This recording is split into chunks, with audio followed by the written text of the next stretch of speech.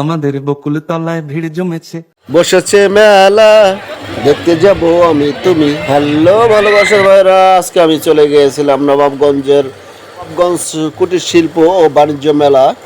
আজকে ছিল শুক্রবার, আর মানুষের এত এত পরিমাণ ভিড় তা বলার মতো নয়। এখানে যাওয়াটা যেন আজকে আমার খুবই রিস্কি হয়ে গেছিলো। যাই হোক, আমার মেয়ে এবং ছেলে উভয়ই খুবই বায়না ধরেছিল, তারা বাণিজ্য মেলায় যাবে, মেলা দেখবে।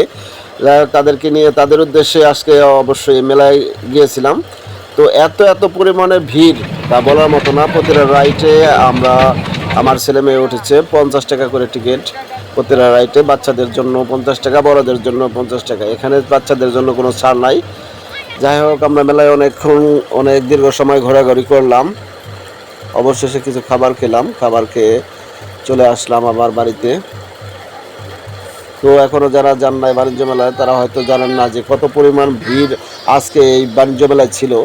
মানে কি বলবো, এত এত নবাবগঞ্জের মানুষ যে টাকা ভাঙার জন্য এতটা প্রস্তুত হয়ে থাকে। কোথাও কোনো অনুষ্ঠান বা মেলা হলে সেখানে নবাবগঞ্জের মানুষ উপচে করা ভিড় থাকবেই। নবাবগঞ্জের মানুষ কিন্তু টাকা ভাঙার জন্য উস্তাদ।